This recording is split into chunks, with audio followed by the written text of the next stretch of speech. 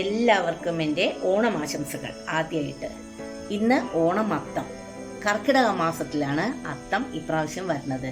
എൻ്റെ ഓർമ്മയിൽ ഞാൻ ജനിച്ച പിന്നെ ആദ്യമാണ് കർക്കിടക മാസത്തിൽ അത്തം വരുന്നതെന്നാണ് എനിക്ക് തോന്നുന്നത്. ഇന്ന് കർക്കിടകം അവസാന ദിവസമാണ്.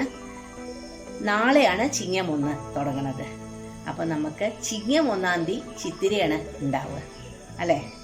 നമുക്ക് എന്തായാലും അത്തം ആഘോഷിച്ചല്ലേ പറ്റുള്ളൂ. തൃപ്പൂണിത്തറ അത്തച്ചമയം എന്ന് പറഞ്ഞാൽ അത്തത്തിന് ഒരു പ്രത്യേകത ഉള്ള ഒരു ദിവസമാണ് അല്ലേ. അങ്ങനെ ഓണത്തിൻ്റെ അത്തത്തിന് പല പ്രത്യേകതകളുണ്ട്. അത്തം വെളുത്താൽ ഓണം കറുക്കും പണ്ട് അമ്മ പറയും, അതുപോലെ പഴമക്കാരൊക്കെ പറയുന്നത് കേട്ടിട്ടുണ്ട്. ഇപ്പോൾ രാവിലെ നീറ്റപ്പോൾ വലിയൊരു പ്രശ്നമില്ല, എങ്ങനെയാണെന്ന് അറിയില്ല. ഇപ്പോൾ രാവിലെ തന്നെ നീറ്റിട്ട് നമുക്ക് അത്തത്തിന് പൂക്കളം ഇടണം, അമ്പലത്തിൽ പോകണം, അങ്ങനെ കുറച്ച് പരിപാടികളുണ്ട്. അപ്പം എന്തായാലും പൂക്കളം ഇടുക, അമ്പലത്തിൽ പോവുക, അങ്ങനത്തെ കാര്യങ്ങളൊക്കെ തീർക്കണം. ഞാൻ ചീരംകുളങ്ങര അമ്പലത്തിലൊന്ന് തൊഴുതിട്ട് വരാട്ടോ. നത്തല്ലേ, അപ്പം അമ്പലത്തിൽ തിരക്കാവണേ ഉള്ളൂ. അപ്പം അവിടെ തൊഴുതിട്ട് ഞാൻ വേഗം തിരിച്ചു വരാം.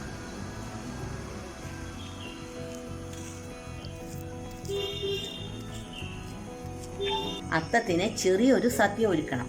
അപ്പം ഞാൻ രാവിലെ നേരത്തെ തന്നെ നീട്ടിട്ട് കുളിച്ചിട്ടാണ് ഇന്ന് ഞാൻ അത്തത്തിന് വേണ്ടിയിട്ട് നിങ്ങൾക്ക് ഒരു സ്പെഷ്യൽ കറി, നിങ്ങൾക്ക് മാത്രമല്ല ഞങ്ങൾക്കും ഒരു അച്ചാറുണ്ടാക്കിയത്. നമ്മൾ ഓണത്തിന് അച്ചാറിനാണ് തുടക്കം. ഈ അച്ചാറ് വടുകപ്പുളി നാരങ്ങയും അനാറും കൂടിയിട്ടാണ്. വളരെ ടേസ്റ്റി ആയിട്ടുള്ള ഒരു അച്ചാറാണ്. അല്പം മധുരമുണ്ട്, എരിവുണ്ട്, പുളിയുണ്ട്, എല്ലാം ഉണ്ട്. കുറച്ച് കയ്പ്പ് രസവും വേണമെങ്കിൽ പറയാം ആ വടുകപ്പുളി നാരങ്ങയുടെ. അപ്പോൾ ഇതുപോലെ തന്നെ മധുരമാവട്ടെ നിങ്ങളുടെ എല്ലാവരുടെയും ഓണം. എല്ലാവർക്കും ഐശ്വര്യവും സമ്പൽ സമൃദ്ധിയുമായ ഒരു ഓണം ഞാൻ ആശംസിച്ചുകൊള്ളുന്നു. അപ്പം നമുക്ക് വേഗം അടുക്കളയിലേക്ക് പോയിട്ട് അച്ചാറുണ്ടാക്കാൻ നോക്കാം. ഗുഡ് മോർണിംഗ് എല്ലാവർക്കും എൻ്റെ വക അഡ്വാൻസായിട്ട് ഹാപ്പി ഓണം. ഓണം എല്ലാവർക്കും മധുരമുള്ളതാകട്ടെ കേട്ടോ. നമുക്ക് ഓണത്തിന് ആദ്യമായിട്ട് ഓണം സീരീസിൽ നമുക്ക് നല്ലൊരു വടുകപ്പുളി അച്ചാറുണ്ടാക്കാം അല്ലേ. അപ്പോൾ ഞാൻ വടുകപ്പുളി അച്ചാറിനാണ് തുടക്കം. വെറും വടുകപ്പുളി അച്ചാർ മാത്രമല്ല കേട്ടോ, നല്ല മാതള നാരങ്ങയുണ്ട്, ഭയങ്കര ടേസ്റ്റാണത്. ഞാൻ ഒരു പ്രാവശ്യം ഒരു റെസ്റ്റോറൻറ്റിൽ കോഴിക്കോട് പോയപ്പോൾ ഈ മാതള നാരങ്ങ മാത്രമുള്ള അച്ചാർ ഞാൻ കഴിച്ചിട്ടുണ്ട്. എൻ്റെ ഇഷ്ടത്തിന് ഞാൻ അതിൽ വടുകപ്പുളി അച്ചാറും കൂടി ചേർക്കുകയാണ്. അപ്പോൾ നമുക്കിതൊന്ന് ഉണ്ടാക്കി നോക്കിയാലോ. എത്രയും ദിവസം ഇരിക്കും വിനീഗറൊക്കെ ഒഴിച്ച് അച്ചാറുണ്ടാക്കിയാൽ. അപ്പോൾ നമുക്ക് അച്ചാർ ഉണ്ടാക്കാം. അനാറൊക്കെ തൊലി പൊളിച്ച് ഇതിന് വേണ്ടിയിട്ടുള്ള പ്രിപ്പറേഷൻസ് എടുക്കാം. വെളുത്തുള്ളി, ഇഞ്ചി, പച്ചമുളക്, കറിവേപ്പില അതൊക്കെ ഞാൻ റെഡിയാക്കി കൊടുന്ന് അരിഞ്ഞതിന് ശേഷം നിങ്ങൾക്ക് കാണിച്ചു തരാം കേട്ടോ. അപ്പോൾ വടുകപ്പുളി നാരങ്ങ ഇതാ ഇങ്ങനെ ചെറുതായിട്ട് ഞാൻ അരിഞ്ഞു. അതിൻ്റെ തോട് ചെത്തി കളഞ്ഞിട്ടില്ല കേട്ടോ, അതിൻ്റെ ആവശ്യമില്ല. നിങ്ങൾക്ക് വേണമെങ്കിൽ ചെത്തിക്കളയാം. മാതള നാരങ്ങ അതാ അല്ലികളാക്കി മാറ്റി. കറിവേപ്പില അത് ഓരോരുത്തരുടെ ആവശ്യത്തിന്. പച്ചമുളക് ഒരു 6 എണ്ണം. ഇഞ്ചി ഇതാ ഇത്രയും വേണം കേട്ടോ. പിന്നെ വെളുത്തുള്ളി ഒരു വെളുത്തുള്ളി മുഴുവനും, അതൊരു 10-15 അല്ലി ഉണ്ടാവും. അപ്പോൾ ഇത്രയും സാധനങ്ങളാണ് അച്ചാറിന് വേണ്ടത്. പിന്നെ അതിനാവശ്യമായ പൊടികൾ, അത് എന്തൊക്കെയാണ് വേണ്ടതെന്ന് അപ്പം ഉണ്ടാക്കുമ്പോൾ ഞാൻ കാണിച്ചു തരാം. ആവശ്യമായ പൊടികളൊക്കെ ഞാൻ അതാ ഇവിടെ അടുത്ത് കൊടുന്ന് വെച്ചിട്ടുണ്ട് കേട്ടോ. അപ്പോൾ നമുക്കതിനനുസരിച്ച് എടുക്കാം. നമുക്ക് എണ്ണ ഒഴിക്കാം. നിർബന്ധമായിട്ടും നമ്മൾ എണ്ണയിലാണ് അച്ചാർ ഉണ്ടാക്കേണ്ടത്, എന്നാലേ അച്ചാർ പൂപ്പല് വരാതെ ഇരിക്കുള്ളൂ. എണ്ണയിലാണ് ഞാൻ അച്ചാർ ഉണ്ടാക്കുന്നത്. വെളിച്ചെണ്ണയിൽ അച്ചാർ ഉണ്ടാക്കിയാൽ നമുക്ക് പൂപ്പല് വരും. ഇതിൻ്റെ ശരിയായ രീതി എണ്ണ ഉപയോഗിക്കലാണ്. ഇതിലേക്ക് നമുക്ക് എണ്ണ ഒഴിച്ചു കൊടുക്കാം.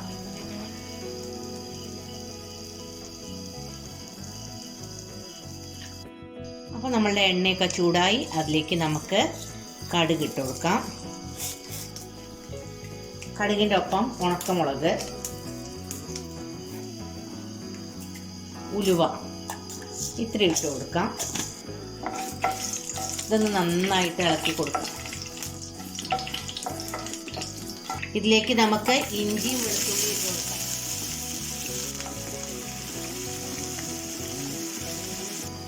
ഇതിലേക്ക് നമുക്ക് ഈ പച്ചമുളക് കണ്ടിട്ട് കൊടുക്കാം കേട്ടോ. ഒപ്പം കറിവേപ്പിലി നന്നായിട്ട് അതൊന്ന് ഫ്രൈ ആവണ വരെ ഇളക്കി കൊടുക്കാം. ഓണത്തിന് നിങ്ങളൊക്കെ ഈ അച്ചാറൊന്ന് ട്രൈ ചെയ്ത് നോക്കൂ കേട്ടോ. നല്ല ടേസ്റ്റാണ് നമ്മളുടെ അനാറിൻ്റെ അച്ചാർ. നല്ല മധുരവും ഒപ്പം നാരങ്ങയുടെ ഒരു പുളിയും ഉപ്പും എല്ലാം കൂടി ആകുമ്പോൾ നല്ല ടേസ്റ്റാണ് കേട്ടോ. അപ്പോൾ ഇത് ഫ്രൈ ആയി. ഇതിലേക്ക് മഞ്ഞൾപ്പൊടി ഇട്ട് കൊടുക്കാം. ഇത് ഫ്രൈ ആവുമൊന്നും വേണ്ട, ഒന്ന് മൂത്ത് കിട്ടിയാൽ മതി കേട്ടോ. ഞാൻ ഫ്രൈ ആയി എന്ന് പറയണ പോലെ പറഞ്ഞു എന്നേ ഉള്ളൂ. മഞ്ഞൾപ്പൊടി നമുക്ക് അതിൻ്റെ കളറിനനുസരിച്ച് ഇട്ട് കൊടുക്കാം. നിങ്ങൾക്ക് എത്രയാണ് വേണ്ടത് അതിനനുസരിച്ച് ഇട്ട് കൊടുത്തോളൂ. ഇതിലേക്ക് ഈ വടുകപ്പുളി നാരങ്ങ ഇട്ട് കൊടുക്കും. ഇതൊന്ന് വെന്ത് കിട്ടണം. ഒന്ന് ഇളക്കിയാലേ അതൊന്ന് ചെറുതായിട്ട് വെന്ത് കിട്ടിക്കണം. എന്തൊരു മണമെന്ന് അറിയാം ഈ വടുകപ്പുളി നാരങ്ങ. നമ്മൾ വടുകപ്പുളി നാരങ്ങ എന്നല്ല, വടുകപ്പുളി നാരങ്ങ പറഞ്ഞു തുടങ്ങുമ്പോൾ പറയാം. മഞ്ഞളൊക്കെ പിടിക്കാൻ നന്നായിട്ടൊന്ന് ഇളക്കി കൊടുക്കാം. ഇളക്കിയതിന് ശേഷം ഇതിലേക്ക് മുളക് പൊടി ഒക്കെ ഇടാം. ഇതിലേക്ക് നമുക്ക് മുളക് പൊടി ഇട്ട് കൊടുക്കാം. അച്ചാറിന് അത്യാവശ്യം എരിവ് വേണമല്ലോ. ഒരു 3 സ്പൂൺ മുളക് പൊടി, പിന്നെ കളറിനായിട്ട് കാശ്മീരി ചില്ലി പൗഡർ ഇട്ട് കൊടുക്കാം. അതിന് അധികം എരിവൊന്നുമില്ലല്ലോ. ഇത് നന്നായിട്ട് ഇളക്കിയതിന് ശേഷം ഇതിലേക്ക് നമുക്ക് ഈ മാതള നാരങ്ങ ഇട്ട് കൊടുക്കാം. എന്തൊരു ഭംഗിയല്ലേ മാതള നാരങ്ങയുടെ നിറം കാണാൻ. ഞാനൊരു 2-3 പ്രാവശ്യമായി പറയണു. എനിക്ക് നല്ല ഇഷ്ടമായി ഇതിൻ്റെ കളറ്. മാതള നാരങ്ങ ഒന്ന് നന്നായിട്ട് ഇളക്കുക. അപ്പോൾ അതിൽ നമ്മളുടെ വടുകപ്പുളി നാരങ്ങയും കൂടി ഇളകും. രണ്ടും കൂടി മിക്സ് ആക്കിയതിന് ശേഷം ഇതിലേക്ക് നമുക്ക് കായം ചേർത്ത് കൊടുക്കാം. എത്ര സിമ്പിളാല്ലേ നമ്മളുടെ അച്ചാർ. എല്ലാ സാധനങ്ങളും നമ്മൾ ഉണ്ടാക്കുന്നതിന് മുമ്പേ ഇട്ട് കൊടുത്താൽ റെഡിയാക്കിയാൽ അത് പെട്ടെന്ന് റെഡിയായി കിട്ടും. ഇതിലേക്ക് നമുക്ക് ആവശ്യത്തിനുള്ള കായം ഇട്ട് കൊടുക്കാം. ഇതിലേക്ക് കുറച്ച് ഉലുവപ്പൊടി ഇട്ട് കൊടുക്കാം. ഉലുവപ്പൊടി ഇത്ര മതിയിട്ട് അധികം ആകുമ്പോൾ കഴിക്കും. ആവശ്യത്തിനേ വേണ്ടൂ. അപ്പോൾ കായം, ഉലുവപ്പൊടി എല്ലാം നമ്മൾ ചേർത്തു. മുളക് പൊടി ചേർത്തു, മഞ്ഞൾപ്പൊടി ചേർത്തു. ഇനി വേണ്ടത് എന്താണ്? ഉപ്പ്. ഉപ്പ് എപ്പോഴും കുറച്ച് മുന്തി നിൽക്കണം. കാരണം എന്താ വെച്ചാൽ വിനിഗർ ഒഴിക്കണതല്ലേ. ഇനി നമുക്ക് വേണമെങ്കിൽ അപ്പം ഇട്ടാൽ മതി കേട്ടോ. അപ്പോൾ ഉപ്പ് ഇട്ടതിന് ശേഷം നമുക്ക് ഇതൊന്നാണ്ട് അടച്ചു വെക്കണം. ഇതിലേക്ക് നമുക്ക് കുറച്ച് ചൂടുള്ള വെള്ളാണ്ട് ഒഴിച്ചു കൊടുക്കാം കേട്ടോ. എന്നിട്ട് ഇതൊന്ന് അടച്ചു വെക്കാം. അപ്പം നമുക്ക് ഇതൊന്ന് നോക്കാം. ഓണം കളറാവും നമ്മളുടെ അച്ചാർ പോലെ തന്നെ. കണ്ടോ, നമ്മുടെ അച്ചാർ നല്ല കളറായി. ഇതിലേക്ക് നമുക്ക് ഒരു പീസ് ശർക്കര ഇട്ട് കൊടുക്കാം. നിങ്ങൾക്ക് ശർക്കരയ്ക്ക് പകരം പഞ്ചസാരയോ എന്താ ചേടാ കേട്ടോ.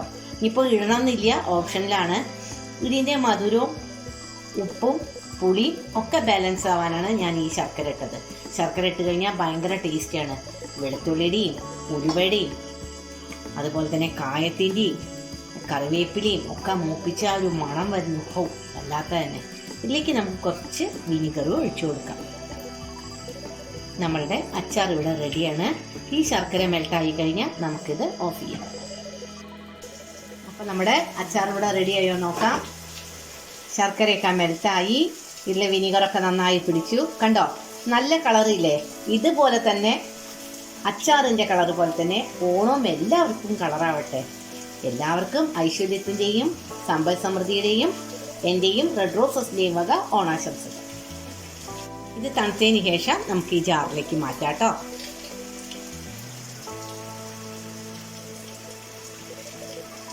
ഈ അച്ചാറൊക്കെ നമുക്ക് ഈ ജാറിലേക്കാണ്ട് ആക്കി വെക്കാം കേട്ടോ. കണ്ടോ, ഇത് ഞാൻ നിറച്ചാക്കി വെച്ചു. ഇനി ഇത് അടച്ചിട്ട് നമുക്ക് ഒരു തുണി കൊണ്ട് കെട്ടി വെക്കണം.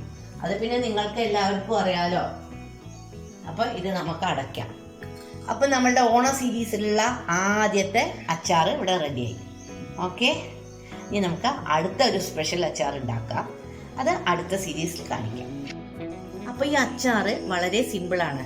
ഉണ്ടാക്കി നോക്കാൻ എളുപ്പമാണ്. ഏതൊരു പണിയും എടുക്കണത് നമ്മൾ നല്ല സന്തോഷത്തോട് കൂടിയിട്ട് ചെയ്താൽ അത് നന്നാവും എന്ന് ഞാൻ എല്ലാ വീഡിയോസിലും പറയാറുണ്ട്. ഞാൻ അങ്ങനെയാണ്. എനിക്ക് എല്ലാം ചെയ്യണതിന് മുന്നേ തന്നെ ഞാൻ എല്ലാം പ്രിപ്പയർ ചെയ്ത് വയ്ക്കും. അപ്പോൾ നമുക്ക് പണി എളുപ്പമാവും. ഇപ്പം നാളെ രാവിലെ നമ്മളൊരു സ്ഥലത്തേക്ക് പോകുക വെച്ചാൽ ഞാൻ രാത്രി തന്നെ എൻ്റെ ഒരുവിധം കാര്യങ്ങളൊക്കെ ചെയ്ത് വയ്ക്കും. രാവിലെ നമുക്ക് കിടന്ന് ഓടിപ്പെടേണ്ട ആവശ്യമില്ല. അതുപോലെയാണ് ഈ അച്ചാർ ഞാൻ ചെയ്തത്. ഞാനിപ്പോൾ ഈ അച്ചാറിൻ്റെ വീഡിയോ ഇന്ന് ഇടുന്നുണ്ടല്ലോ. അപ്പോൾ അത് നോക്കിയിട്ട് നിങ്ങൾക്ക് ഉണ്ടാക്കുകയാണെങ്കിൽ നിങ്ങൾക്ക് ഓണത്തിന് ഇത് ഉപയോഗിക്കാൻ പറ്റും. നമുക്ക് ഓണത്തിന് വിളക്കത്ത് വയ്ക്കുമല്ലോ, അപ്പോൾ അതിൻ്റെ ഇലയുടെ അറ്റത്ത് വിളമ്പാൻ ഇത് നല്ലൊരു അച്ചാറാണ് കേട്ടോ. എല്ലാവരും ഇതൊന്ന് ട്രൈ ചെയ്യൂ. നിങ്ങൾക്ക് എൻ്റെ വീഡിയോ ഇഷ്ടപ്പെടുമെന്ന് വിചാരിക്കുന്നു. നിങ്ങളുടെ സപ്പോർട്ട് കൊണ്ട് ഞാൻ ഇത്ര വരെ എത്തി. അതിന് എല്ലാവർക്കും വലിയ ഒരു താങ്ക്സ് ഉണ്ട്. ഇനി ഞാൻ പുതിയ വീഡിയോ ആയിട്ട് അടുത്ത അച്ചാറായിട്ട് വരാം കേട്ടോ. അതൊരു സ്പെഷ്യൽ അച്ചാറാണ്. അത് നിങ്ങളൊന്ന് കഴിച്ചു നോക്കണം. ഇങ്ങനെ ഓരോ റെസിപ്പീസും ഉണ്ടാക്കുമ്പോഴാണ് എനിക്ക് നിങ്ങളോടും നിങ്ങൾക്ക് എന്നോടുള്ള സ്നേഹം ഉണ്ടാകുന്നതെന്ന് എനിക്കറിയാം. അപ്പോൾ നമുക്ക് ഈ വീഡിയോ ഇവിടെ വെച്ച് നിർത്താം. എല്ലാവർക്കും ഒന്നുകൂടി ഞാൻ ഹാപ്പി ഓണം പറഞ്ഞുകൊണ്ട് അവസാനിപ്പിക്കും.